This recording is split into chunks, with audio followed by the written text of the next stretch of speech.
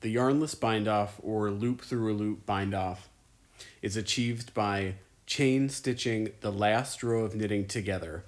It does not introduce an additional end of yarn to work the bind off.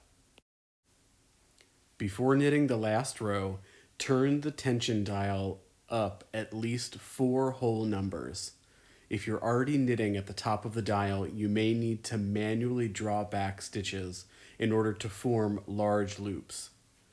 If the loops are too tight, the cast-on edge will draw in once off the machine. Begin by pulling all needles to hold.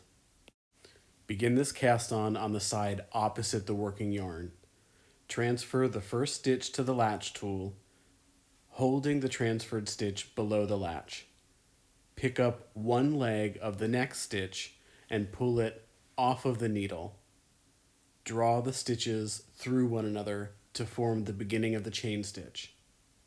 Pick up one leg of the next stitch, pull it off the end of the needle, knit through. Be careful when you're working this stitch. Don't pull too firmly, too quickly, or too hard. You don't want the rest of the knitting to fly off. Because we've pushed the needles to hold, all of the live stitches are behind the latch. When we're pulling the work towards the front of the needle like this, the latch is closed, so we can easily pull off each stitch as we continue the bind off.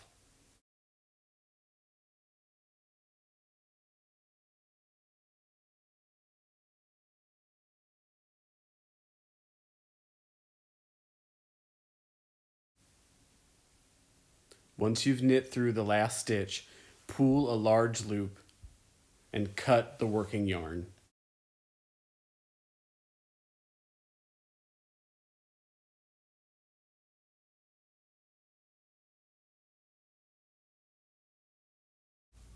Pull the yarn tail through the last loop, securing the chain stitched edge.